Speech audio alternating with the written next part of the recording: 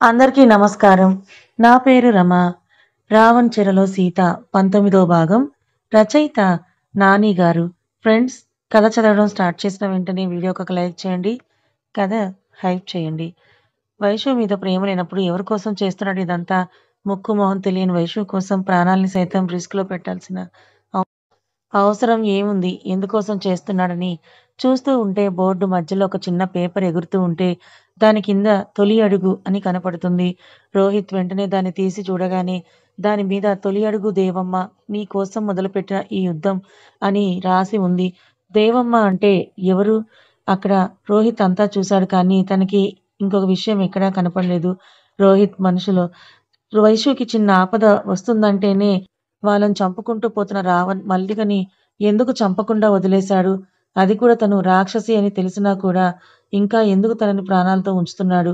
అసలు ఈ రూమ్‌లో మల్లిక గురించి ఒక పేపర్ కూడా లేదు. అసలు ఎవరి మల్లిక? తనెందుకు రాక్షసిలా మారింది? ఎందుకు వైషుని చంపాలనుకుంటోంది? వైషు చుట్టూ ఏం జరుగుతోంది? ఎందుకు అందరూ తనని చంపడానికే చూస్తున్నారు? ఎలా కనుక్కోవాలని ఆలోచిస్తుంటే వైషు బయట స్పృహ తప్పి పడిపోయిందనే విషయం గుర్తొచ్చి వెంటనే బయటకొచ్చి వైషు దగ్గరికి వెళ్తాడు. వైషు దగ్గరికి వెళ్లి చూడగానే ఆమె స్పృహ లేకుండా అలాగే పడిపోయింది. తనని లోపలికి తీసుకెళ్లాలనుకుంటాడు కానీ పరాయివాడి భార్యని నేను ముట్టుకోవడం కరెక్ట్ కాదేమో అని ఆగిపోతాడు. రామ్ హెల్ప్ చేస్తాడు కదా అని రామ్ ఎక్కడున్నాడో చూడటానికని వెళ్తాడు. అన్ని వైపులా తిరిగాడు కానీ రామ్ మాత్రం ఎక్కడా కనపడలేదు. ఇల్లు చుట్టూ చూసినా కూడా రామ్ ఆచూకీని లేదు. ఏమయ్యాడనుకుంటూ కాళ్ళు నొప్పులు అనిపించడంతో గార్డెన్‌లో ఉన్న చెట్టు కింద కూర్చుంటాడు. రోహిత్ చెట్టుకు ఆనుకొని నేల మీద కూర్చొని మెల్లగా తల పైకెత్తగానే చెట్టు కొమ్మల మీద జంతువు కూర్చున్నట్టుగా కూర్చొని ఒక్కసారిగా రోహిత్ మీదకు దూకుతాడు రామ్. రోహిత్ వెంటనే పక్కకు తప్పుకొని రామ్‌ని చూస్తాడు. కళ్ళు ఎర్రగా అయిపోయి ముఖమంతా నల్లని ఘాట్లతో నిండిపోయి మల్లిక ఎలా అయితే రాక్షసిలా ప్రవర్తించిందో అలానే రామ్ కూడా ముక్కుపుటాలు ఎగరేస్తూ ఆల్రెడీ శరీరాల్ని తినడం వల్ల నోటి నుంచి రక్తం బయటకొస్తుంది. రామ్ ఎగిరి రోహిత్ మీదకు దూకి అతని మెడని కొరకడానికి పిచ్చి పట్టినట్టుగా ప్రయత్నిస్తాడు. కానీ రోహిత్ అతి కష్టం మీద రామ్‌ని ఆపుతూ ఒక్కసారిగా వెనక్కి తోసేస్తాడు. రామ్‌కి ఏమైందో అర్థం కావట్లేదు కానీ సేమ్ మల్లికలాగే రాక్షసుడిలా మారిపోయాడు. రోహిత్ మీద ఎగిరెగిరి పడుతున్నాడు. రోహిత్ తన వల్ల అయినంత మేరకు రామ్‌ని తోసేస్తూ తప్పించుకుంటున్నాడు. రామ్ మాత్రం రోహిత్‌నే గురిగా పెట్టుకొని అతని వెంట పడుతున్నాడు. రోహిత్ పరిగెత్తుకుంటూ వెళ్తుంటే కింద ఒక రాయి తగలడంతో నేల మీద పడిపోతాడు. రామ్ వెంటనే రోహిత్ మీద పడి అతని మెడ దాకా వచ్చి కొరకబోతుంటే మల్లిక వచ్చి రామ్‌ని పక్కకి విసిరేస్తుంది. రామ్ కోపంగా మల్లిక మీద దాడి చేస్తుంటే మల్లిక ఒక పక్క ప్రతిఘటిస్తూనే మరోపక్క తిరిగి దాడి చేస్తుంది. రోహిత్‌కి ఒకటి మాత్రం అర్థమవుతుంది. వాళ్ళిద్దరూ కూడా రాక్షసులే కానీ తనని కాపాడటానికి మల్లిక ఎందుకు రామ్‌తో గొడవ పడుతుందో అది అర్థం కావట్లేదు. రామ్ తన పదునైన గోళ్లతో మల్లిక మీద దాడి చేయడానికి చూస్తుంటే మల్లిక తప్పించుకొని రామ్ చేతిని నోట్లో పెట్టుకొని కొరుకుతూ మెలితిప్పుతోంది. రామ్ నొప్పికి విలవిల్లాడుతుంటే పక్కనే ఉన్న కుండీ తీసుకొని మల్లిక తలని పగలగొడతాడు. మల్లికలోని రాక్షసికి కోపం ఎక్కువవుతుంటే శరీరంలో ఓపిక మాత్రం నశించిపోతుంది. అయినా కూడా రామ్ మీద ఉధృతంగా విజృంభించింది. రోహిత్ అక్కడే నిలబడి చూస్తుంటే భుజం మీద చెయ్యి వేసినట్టు అనిపించగానే వెనక్కి తిరుగుతాడు. అక్కడ వైషు కనిపించగానే రోహిత్‌తో పాటు రామ్, మల్లిక కూడా అలర్ట్ అయ్యి ఇద్దరు ఒకేసారి వైషు మీదకి దాడికి ఎగరబోతూ ఉంటే రోహిత్ వెంటనే వైషు చెయ్యి పట్టుకొని పక్కకి తీసుకొచ్చేస్తాడు. వైషు భయంతో ఏమైంది వాళ్ళకి? ఏం జరుగుతోంది ఇక్కడ అసలు? అని రోహిత్‌ని అడుగుతుంటే రోహిత్ మాత్రం సైలెంట్‌గా ఉండని ఆపేస్తాడు. ఇద్దరు కూడా గార్డెన్‌లో చెట్ల చాటున కనపడకుండా దాక్కుంటారు. రామ్, మల్లిక మాత్రం వైషు కోసం అన్ని చోట్ల వెతుకుతూనే ఉంటారు. వైషు చిన్నగా ఇక్కడి నుంచి ఎలా తప్పించుకోవాలని అడుగుతుంది. వెయిట్ అని చెప్పి ఆలోచనలో పడతాడు రోహిత్. రోహిత్ మనసులో మల్లిక రాక్షసిలా మారినా కూడా వైషు తాళి మీద ఉన్న రావణ్ ఫోటో చూడగానే వెనక్కి వెళ్ళిపోయింది. మరి రామ్ కూడా రావణ్ ఫోటో చూస్తే వెనక్కి వెళ్తాడా అని ఆలోచించి వైషు మెడలో తాళి మీద ఉన్న రావణ్ ఫోటో చూస్తాడు. మల్లిక, రామ్ ఇద్దరూ కలిసి వైషు కోసం వెతుకుతుంటే మొక్కల చాటు నుంచి ఏదో శబ్దం వస్తుంటే అటువైపు చూస్తారు. వైషుని ముందుకు నెడుతూ వెనకాలే రోహిత్ నడుస్తున్నాడు. రోహిత్ నాకు భయంగా ఉంది అని అంటుంటే ఏం భయపడకు నేనున్నాను కదా అని నడుస్తున్నారు ఇద్దరు కూడా. రామ్ పరిగెత్తుకుంటూ వైషు దాకా వచ్చి ఆమె మెడలో ఉన్న తాళిని చూసి ఆగిపోతాడు. వెంటనే రోహిత్ వైషుని పక్కకి జరిపి తన చేతిలో ఉన్న రాడ్ తీసుకొని రామ్ తల మీద కొడతాడు. రామ్ తల పట్టుకుని మోకాళ్ళ మీద పడి కింద పడిపోతాడు. రోహిత్ రాడ్‌ని తిప్పుతూ మల్లికను చూసి "నువ్వు కూడా రా" అని అంటాడు. మల్లిక తలని ఒక పక్కకొంచి వెనక్కి తిరిగి చూస్తుంది.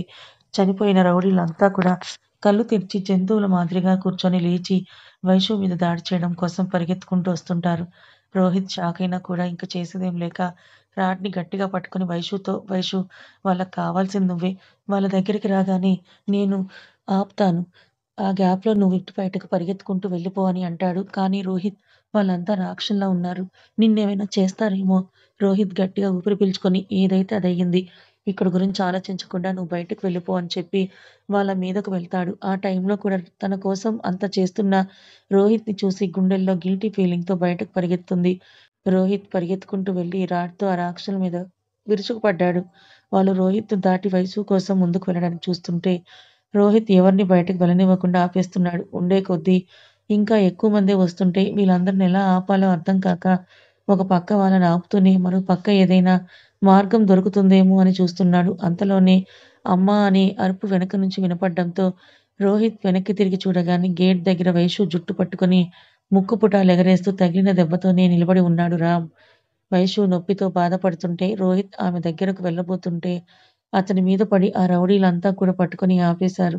రామ్ వెకిలిగా నవ్వుతూ వైషు మెడ మీద ఉన్న తాళి పట్టుకొని పీకడానికి చూస్తాడు. మల్లికతో పాటు కొంతమంది రౌడీలు వైషు దగ్గరికి పరిగెత్తుకుంటూ వెళ్తుంటే రోహిత్ మనసులో వైషుని కాపాడలేకపోతున్నాను దేవుడా! వైషుని కాపాడు అని అనుకోగానే ఒక్కసారిగా ఇల్లు చుట్టూతా పెద్దగా మంటలు అంటుకున్నాయి. మంట చూడగానే ఆ రాక్షసులు భయంతో నిలబడలేక పారిపోవాలని చూస్తుంటే ఇంటి చుట్టూ కూడా మంటలు మండుతున్నాయి. రౌడీలంతా కూడా నిప్పుల్లో కాలి దహనమైపోతున్నారు. రామ్ వెంటనే వైషుని వదిలేసి పారిపోవాలని చూస్తాడు. కానీ చుట్టూ మంటలు బాగా ఎత్తుగా మండుతుండడంతో అతను నిప్పు దగ్గరకు వెళ్ళలేక చుట్టూ తిరుగుతున్నాడు. రోహిత్ మీద పడిన రౌడీలు కూడా అంతా కాలిపోతూ అతని మీద నుంచి పక్కకు వెళ్ళిపోతారు. పైనుంచి హెలికాప్టర్ సౌండ్ వస్తుంటే రోహిత్‌కి అర్థమవుతుంది రావణ్ వచ్చేసాడని.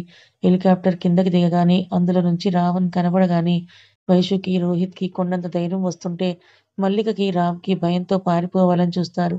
రావణ్ దిగి నేరుగా రామ్ దగ్గరికి వెళ్లి అతని జుట్టు పట్టుకొని లాక్కెళ్తుంటే కోపంగా రావణ్ మీద దాడి చేయాలని చూస్తాడు. కానీ రావణ్ కోపంగా చూసిన పదునైన చూపు ముందు రామ్‌లో ఉన్న రాక్షసుడు సైతం తలదించేశాడు. వాళ్ళిద్దరూ రాక్షసుల్లా మారాక కళ్ళు ఎర్రబడ్డాయి. కానీ రావణ్ కోపంలో ఉన్నప్పుడు అంతకంటే ఎర్రగా కళ్ళుండడంతో భయపడక తప్పలేదు. ఒక చేత్తో రామ్‌ని తీసుకెళ్తూ అలాగే మరో చేత్తో మల్లిక చేయి పట్టుకొని ఏదో నార్మల్ మనుషుల్ని పట్టుకొని తీసుకొస్తున్నట్టుగా తీసుకొస్తుంటే ఆ క్షణం రావణ్ అంటే ఏంటో అర్థమైంది. రావణ్ వాళ్ళిద్దరిని ఇంట్లోకి లాక్కెళ్తూ రోహిత్‌తో వైషుని లోపలికి తీసుకొని రా అని అంటాడు. రోహిత్ ఫస్ట్ షాక్ అయినా కూడా తర్వాత వైషుని తీసుకొని ఇంట్లోకి తీసుకెళ్లి డోర్స్ అన్నీ మూసేస్తారు. రావణ్ లోపలికి వెళ్లి వాళ్ళిద్దరిని అక్కడ విసిరేసి జోబులో ఉన్న రిమోట్ తీసి నొక్కగానే బయట గార్డెన్‌లో పెట్టిన బాంబులన్నీ పేలడం మొదలయ్యాయి. రౌడీలంతా కూడా మరలా లేవకుండా బాంబులు పేల్చడంతో అంతా ముక్కలు ముక్కలుగా అయిపోతున్నారు. రావణ్ రామ్‌ని బయట వదిలిపెట్టి మల్లికను ఒక గదిలోకి తీసుకెళ్లి సంకెళ్లతో బంధిస్తాడు. అంతలో రామ్ ఎగిరి వైషు మీద దాడి చేయబోతుంటే రోహిత్ వెంటనే రామ్‌ని పక్కకు లాగేసి సోఫా మీదకు తోసేస్తాడు. రామ్ మరోసారి వైషు మీద దాడి చేయడానికి వెళ్తుంటే కాలి మీద బుల్లెట్ తగలడంతో వైషు మీద కాకుండా నేల మీద పడతాడు. ఇద్దరూ అటువైపు చూడగానే రావణ్ గన్ తీసుకొని రామ్ దగ్గరికి వెళ్లి అతని జుట్టు పట్టుకొని రావణ్ ముఖానికి దగ్గరగా తీసుకొచ్చి రేయ్ రామ్! నీలో ఉన్న రాక్షసుడు కాకుండా నీకే ఒక మాట చెప్తున్నా చూడు. ఇంకొకసారి వైషుని చంపాలని ప్రయత్నించావంటే ఈసారి తనని నువ్వు చంపడం కాదు. మీ ముగ్గురు అన్నా చెల్లెల్ని కలిపి నేనే చంపేస్తా. నిన్ను, నీ పెద్ద చెల్లి మల్లికని, అలాగే నీ చిన్న చెల్లి వైషుని ముగ్గురిని కలిపి ముక్కలు ముక్కలుగా నరికి సముద్రంలో చేపలకు ఎరగా వేస్తా. నా గురించి నీకు బాగా తెలుసు కదా! ఇరిటేట్ చేస్తే సొంత వాళ్ళని కూడా చూడను అని అనగానే రామ్ డౌన్ అయిపోతుంటే వైషు, రోహిత్‌కి మాత్రం కరెంట్ షాక్ తగిలినట్టుంది. రోహిత్ మనసులో వీళ్ళు ముగ్గురు అన్నా చెల్లెళ్ళా? ఇప్పటిదాకా సొంత చెల్లినే చంపాలని ఇద్దరు వెంటపడ్డారా అని అనుకుంటాడు.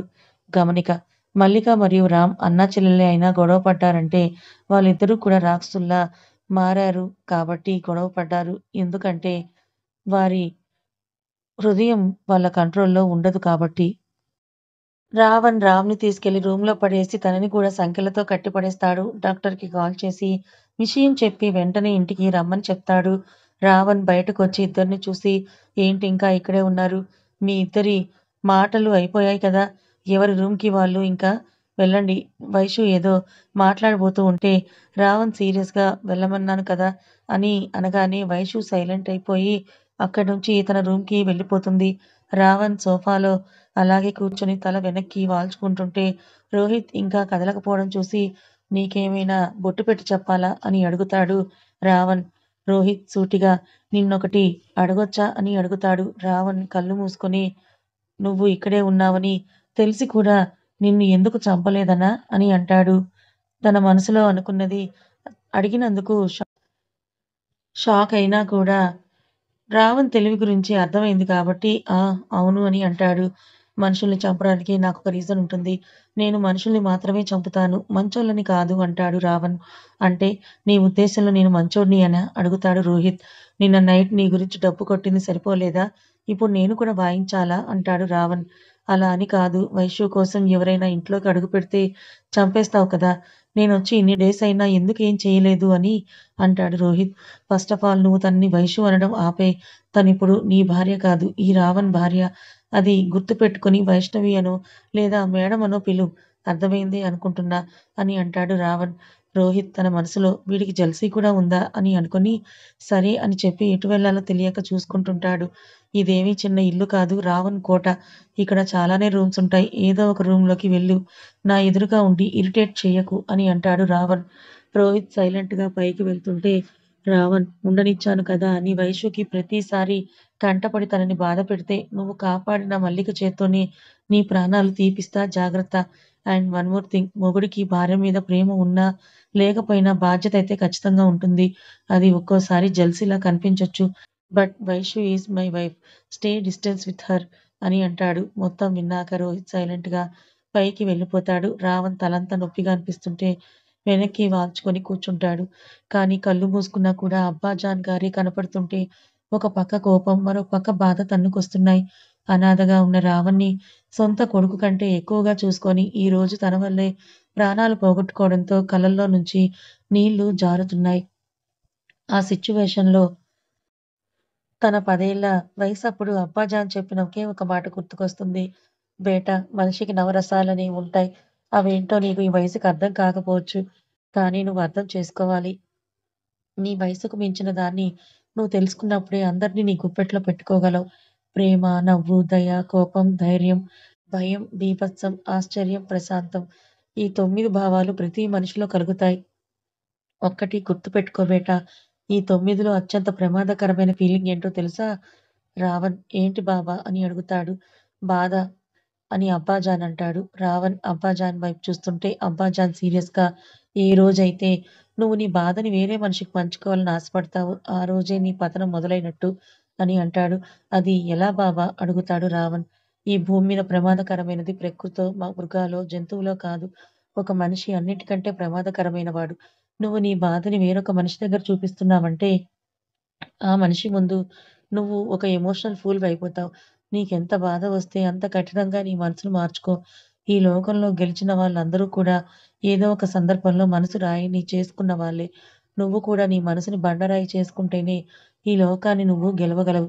ఒక మనిషి కోసం నువ్వు తాపత్రయపడినా, లేదా ఒక మనిషి ఓదార్పు కావాలని అనుకున్నా యూ ఆర్ ఎ జీరో. అని అంటాడు. అబ్బాజాన్ తనతో చెప్పిన ఆ మాటలే గుర్తొస్తుంటే బాధనైతే ఆపుకోవాలనుకుంటున్నాడు కానీ తనతో అబ్బాజాన్ లేడనే విషయమే కృంగదీస్తోంది. అప్పుడే రావణ్ గారు అని పిలిచినట్టుంటే కళ్ళు తెరిచి చూడగానే ఎదురుగా వైషు నిలబడి ఉంది. రావణ్ ఏంటి అని అడుగుతాడు. మీకు ఒక విషయం చెప్పాలి అంటుంది వైషు. చెప్పు అంటాడు రావణ్. థాంక్యూ అంటుంది వైషు. థాంక్స్ ఎందుకు?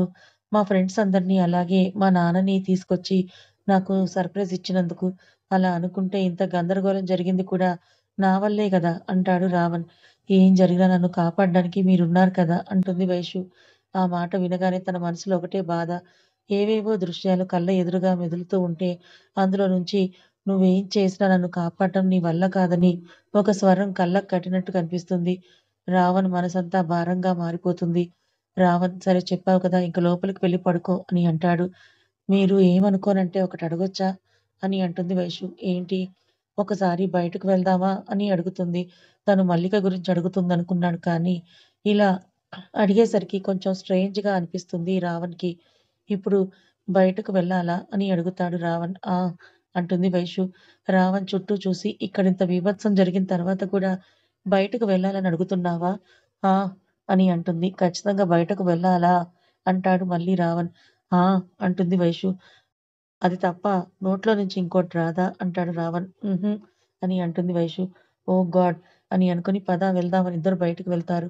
రావణ్ కారు తీస్తుంటే వైషు ఆపి, రావణ్ గారు కారు అవసరం లేదు. నడుచుకుంటూ వెళ్దాం రండి అని అంటుంది. కారున్నప్పుడు కాళ్ళని వాడడం అవసరమా? అంటాడు రావణ్. కారుంది కదా అని కాళ్ళని పీకేసుకోలేం కదండీ! అంటుంది వైషు. రావణ్ ఏం మాట్లాడలేక కార్‌ని అక్కడే పడేసి వైషుతో పాటు బయటకు నడుస్తాడు. రావణ్ మనసులో ఇంత జరిగిన తర్వాత బయటకంటుందంటే దీన్ని పిచ్చి అనాలో లేదా మెంటల్ అనాలో కూడా తెలియట్లేదు. అందుకేమో ఈ లేడీస్‌కి బ్రెయిన్ పనిచేయదంటారు అని అనుకుని తనతో పాటు నడుస్తూ చుట్టూ అబ్జర్వ్ చేస్తుంటాడు. రావణ్‌తో పాటు వైషు నడుచుకుంటూ వెళ్ళడం పైనుంచి కనబడుతుంటే రోహిత్‌కి తన గుండెల్లో బాణాలతో గుచ్చినట్టుగా ఉంది. ఇందాక రావణ్ అలా మాట్లాడడం, ఇప్పుడు వైషు తనతో పాటు బయటికి వెళ్ళడం, రావణ్ తన కోసం సర్ప్రైజ్ ప్లాన్ చేసి ఇవ్వడం, వైషు దానికి ఎంతో ఎక్సైట్ అవ్వడం అన్నీ గుర్తొస్తుంటే రోహిత్‌కి అక్కడ ఉండాలని అనిపించట్లేదు. వాళ్ళందరికీ దూరంగా వెళ్ళిపోవాలనిపిస్తుంటే, ఇదే కరెక్ట్. నేను వెళ్ళిపోతే వైషు రావణ్‌తో హ్యాపీగా ఉంటుందనుకుని వెళ్ళిపోవాలని రూమ్ డోర్ తెరవగానే ఎదురుగా మల్లిక కనపడుతుంది. సడెన్‌గా మల్లిక కనపడడంతో రోహిత్ భయంతో వెనక్కి వెళ్ళబోయి కాలు స్లిప్ అయ్యి కింద పడబోతూ ఉంటే, వెంటనే మల్లిక అతని చేయి పట్టుకొని ఆపుతుంది. రావణ్ వైషు ముందుకు వెళ్ళగానే ఆ వీధి చివర్లో 4 AM బిర్యానీ బండి ఒకటి ఉండడంతో స్ట్రెయిట్‌గా అక్కడికి వెళ్లి 2 ప్లేట్ బిర్యానీ పెట్టివ్వు భయ్యా అని బండి అతనితో అంటుంటే రావణ్ మనసులో డామిడ్! ఇంటి దగ్గర అంత ఘోరం జరిగినా కూడా ఇప్పుడు ఈమెకు ఫుడ్ కావాల్సొచ్చిందా అని అనుకుని ట్రస్ట్ నుంచి ఫోనొస్తుంటే అటు వెళ్లి మాట్లాడుతుంటాడు. రావణ్ సీరియస్‌గా అవతలి వాళ్ళకు వార్నింగ్ ఇస్తూ ఉంటే అప్పుడే నాన్న కేశు అనే స్వరం వినపడగానే ఒళ్ళంతా స్తంభించినట్టుగా అవుతుంటే చేతిలో ఫోన్ జారిపోయి కింద పడుతుంది. చిన్న వయసులో తనను ప్రేమగా పిలుచుకునే వాళ్ళ అమ్మ పిలుపు మళ్ళీ ఇన్నాళ్ళ తర్వాత తనకి వినపడుతూ ఉంటే బండరాయి లాంటి గుండెని సుత్తితో పగలగొట్టుతున్నట్టుగా అనిపించింది. కథ ఇంకా ఉంది. మరి రావణ్ వైష్ణవిని ఎందుకు కాపాడాలనుకుంటున్నాడు? మల్లిక, రాములు వైష్ణవికి తోడబుట్టిన వాళ్ళైతే వాళ్ళెందుకు రాక్షసుల్లా ఉన్నారు? ఎందుకు వీళ్ళు విడివిడిగా పెరిగారు? అసలు వీళ్ళ గతం ఏంటి? వీళ్ళ కథ ఏంటి? తెలుసుకోవాలనుకుంటే ఛానల్‌ని ఫాలో అవ్వండి. కథ నచ్చితే లైక్ చేయండి. Thank you so much.